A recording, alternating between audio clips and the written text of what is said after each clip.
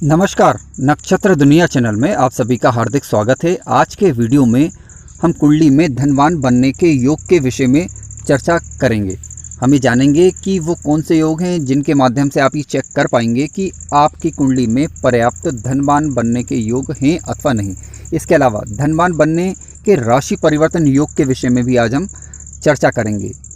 इसके अलावा धनवान बनने में विपरीत राजयोग की क्या भूमिका है, इसे भी समझेंगे।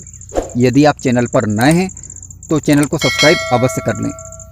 आइए शुरू करते हैं। मित्रों, धनवान बनने के योग के विषय में हम चर्चा करेंगे, परंतु उसके पहले कुछ बेसिक बातें समझ लेते हैं। देखिए, कुंडली का ये प्रथम भाव है जिसे लग्न भाव कहा जाता है और इसके स्वामी ग्रह को लग्नेश कहा जाता है। ठीक है, और ये द्वितीय भाव है जिसका स्वामी ग्रह धनेश कहलाता है, यानी धन भाव के नाम से भी आप इसे जान सकते हैं। देखिए, लग्न भाव से किसी व्यक्ति के व्यक्तित्व का विचार किया जाता है, किसी व्यक्ति के सोच का विचार किया जाता है, मस्तिष्क का विचार किया जाता है, यानी वह व्यक्ति क्या है इस बात का विचार हम लग्न भाव से करेंगे और लग्नेश की स्थिति को देखकर करते हैं। ठीक है, दूसरा भाव ये धन भाव है, यहाँ से धन संचय का विचार करते हैं, यानी इसके स्वामी ग्रह को धनेश कहा जाता है। अब देखिए, धनेश मतलब धन लाने वाला ग्रह, और ये वाला भाव ये आपका लाभ भाव कहलाता है, यानी जो आप पैसा कमाते हैं उसमें जो बचत होती है आपको, ठीक है, तो ये लाभेश यानी शुद्ध इनकम जिसमें होती है, ये लाभ भाव आपका कहलाता है। तो इन तीनों भावों की महत्वपूर्ण भूमिका होने वाली है धनवान बनने के योग को समझने के लिए। एक बात, धनवान बनने के आज के पहले सूत्र की बात करते हैं। मित्रों, धनेश यदि स्वग्रही होकर अपने ही घर में बैठा हो और लाभेश स्वग्रही होकर अपने ही घर में बैठा हो तो ये धनवान बनने का एक अच्छा योग है। यानी जीवन काल में जब कभी भी धनेश और लाभेश की महादशा अथवा अंतरदशा आएगी तब आप पर्याप्त मात्रा में धन प्राप्त करेंगे, यानी उस समय विशेष में धन की इनकम आपके जीवन में अच्छी होगी। आप ये देखें कि धनेश जो स्वग्रही होकर बैठा है या लाभेश जो स्वग्रही होकर बैठा है वह अंशबल में मजबूत होना चाहिए। ठीक है, युवावस्था का हो, मजबूत होकर बैठा हो तो ये ज़्यादा फल देने में सक्षम होता है। अब आइए अन्य सूत्र पर विचार करते हैं। दूसरा सूत्र इस प्रकार से, यदि लग्नेश धन भाव में आकर बैठ जाए, ठीक है, यदि लग्नेश कुंडली के धन भाव में ही आकर बैठ जाए तो ऐसी स्थिति में भी व्यक्ति जीवन में पर्याप्त मात्रा में धन प्राप्त करता है। यानी जीवन में जब कभी भी लग्नेश ग्रह की महादशा अंतरदशा आती है तो ये बेहद शुभ होता है और उस समय में आपको कहीं ना कहीं से अच्छी मात्रा में धन प्राप्ति के योग निर्मित होते हैं। आपको केवल इतना देखना है कि लग्नेश नीच राशि का नहीं होना चाहिए और युवावस्था का बलवान होकर शुभ ग्रह बनकर बैठा हो। हालांकि शुभ ग्रह की बात हम लग्नेश के विषय में नहीं करेंगे क्योंकि लग्नेश तो वैसे भी कुंडली का सर्वाधिक शुभ ग्रह माना गया है क्योंकि वह पूरी कुंडली का ही मालिक होता है। आइए आज के तीसरे सूत्र की बात करते हैं। यदि लग्नेश लाभ भाव में आकर बैठ जाए तो ये भी एक बेहद शुभ संयोग है और जीवन में इनकम इससे पर्याप्त मात्रा में होगी। जो भी आप पैसा कमाएंगे वह बचेगा, उसकी बचत होगी। आपको केवल इतना देखना है कि लग्नेश नीच राशि का होकर ना बैठा हो, ठीक है, और अंश बल में मजबूत हो। देखिए, यदि ये बाल अवस्था का होगा, मृत होगा, तो ऐसी स्थिति में क्या होगा, लग्नेश के पास ताकत कम होगी।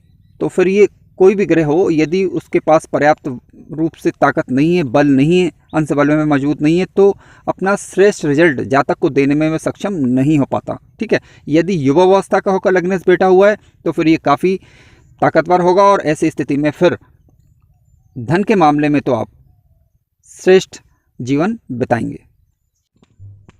आइए आज के चौथे सूत्र की बात करते हैं। यदि लाभेश धन भाव में आकर बैठ जाए और धनेश लाभ भाव में आकर बैठ जाए तो ये राशि परिवर्तन एक काफ़ी अच्छा और श्रेष्ठ राशि परिवर्तन माना गया है। यानी जब कभी भी लाभेश की और धनेश की महादशा अथवा अंतरदशा आएगी आप जीवन में पर्याप्त मात्रा में धन कमाएंगे भी और बचाएंगे भी।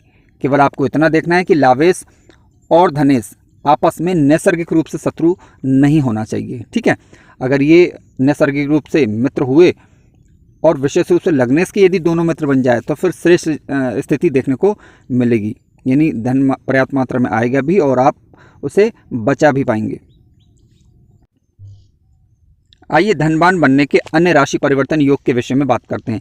यदि लाभेश कुंडली के लग्न भाव में आकर बैठ जाए और लग्नेश कुंडली के लाभ भाव में आकर बैठ जाए, यानी इन दोनों का राशि परिवर्तन हो जाए, जैसा कि कुंडली में दिखाया गया है। चित्र में आप देख सकते हैं कि लाभेश जो है आपका धन भाव में लग्न भाव में बैठा हुआ है और लग्नेश लाभ भाव में आकर बैठ गया है। तो ये राशि परिवर्तन एक अच्छा राशि परिवर्तन माना गया है। जब कभी भी इन दोनों ग्रहों की दशा अथवा अंतर्दशा आएगी, जीवन में पर्याप्त मात्रा में लाभ देखने को मिलता है। केवल आपको यह चेक करना है कि लग्नेश अथवा लाभेश नीच राशि के नहीं होना चाहिए और अंश बल में मजबूत होना चाहिए। धनवान बनने का अगला राशि परिवर्तन इस प्रकार से, यदि लग्नेश धन भाव में आकर बैठ जाए और धनेश लग्न भाव में आकर बैठ जाए, जैसा कि आप इस कुंडली में देख सकते हैं कि धनेश लग्न में बैठा हुआ है और लग्नेश धन भाव में आकर बैठ गया, यानी दोनों ने राशि परिवर्तन कर लिया है। तो जब कभी भी लग्नेश की और धनेश की महादशा अथवा अंतर्दशा आएगी तो जीवन में धन संचय पर्याप्त मात्रा में होता है, यानी धन का आगमन पर्याप्त मात्रा में होता है। फिर वही बात मैं दोहराना चाहूँगा कि नीच राशि के ग्रह ना हो और ये दोनों ग्रह आपस में नैसर्गिक रूप से शत्रु ना हो, इस बात को देखें और अंश को चेक कर लीजिए, यानी डिग्री वाइज अंश चेक कर लीजिए। दोनों के अंश बल में कमजोर नहीं होना चाहिए। आइए अब बात करते हैं विपरीत राजयोग के विषय में। मित्रों, विपरीत राजयोग की चर्चा क्यों की जा रही है? वो इसलिए की जा रही है क्योंकि जब कभी भी विपरीत राजयोग के ग्रहों की दशा अथवा अंतर्दशा आती है तब ये आपको धनवान बनाने में सहायक होते हैं। कैसे होते हैं आइए समझते हैं। देखिए, पहले विपरीत राजयोग को समझना होगा हमें। विपरीत राजयोग आखिर बनता कैसे? कुंडली के 6वें भाव के स्वामी, 8वें भाव के स्वामी और 12वें भाव के स्वामी 6वें में, 8वें में और 12वें में ही बैठे हो, यानी इन तीनों भावों के स्वामी 6, 8, 12 के स्वामी 6, 8, 12 में ही बैठे हों। पहली शर्त, किसी शुभ ग्रह से दृष्ट ना हो अथवा युत ना हो। और तीसरी बात, कुंडली का लग्नेश ग्रह मजबूत होकर केंद्र अथवा त्रिकोण भाव में बैठा हो। तो ऐसी स्थिति में विपरीत राजयोग बनता है। हालांकि जब विपरीत राजयोग के ग्रहों की दशा अथवा अंतर्दशा आती है तब ये व्यक्ति को कष्ट देने का कार्य करते हैं, यानी व्यक्ति परेशान होता है और जब परेशान होता है तो कोई ना कोई कार्य करेगा जिसमें व्यक्ति को लाभ होता है। मित्रों, इस प्रकार हमने धनवान बनने के कुछ योगों के विषय में जाना। हालांकि यहाँ पर फिर भी कई लोगों का प्रश्न हो सकता है कि कुंडली में एक से अधिक योग बनने के बावजूद वो जीवन में धनवान नहीं है, ऐसा क्यों? तो देखिए, इसके लिए मैं कहना चाहूँगा कि आप कुंडली में लग्न दोष को चेक कर लीजिए। लग्न दोष के ऊपर मैंने वीडियो बनाया हुआ है, आप चेक करें कि कहीं कुंडली में लग्न दोष तो नहीं बन रहा है क्या।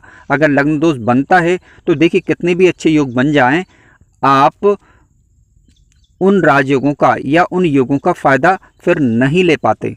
ठीक है, ये समस्या हो सकती है। और इसके साथ साथ ध्यान रखें, कुंडली में समस्त योग होने के बावजूद हमें क्रियाशील रहना होगा, जीवन में एक्टिव रहना होगा, सही दिशा में, सही सोच के साथ, तभी हम उन योगों का फ़ायदा ले सकते हैं। अन्यथा समस्त योग बनने के बावजूद अगर हम जीवन में सही दिशा में, सही कर्मों के साथ अगर एक्टिव नहीं है तो वो योग हमें लाभ नहीं दे सकते। अगर आपको कार्यक्रम अच्छा लगा हो तो वीडियो को लाइक अवश्य करें। चैनल पर नए हो तो सब्सक्राइब भी कर लें। धन्यवाद।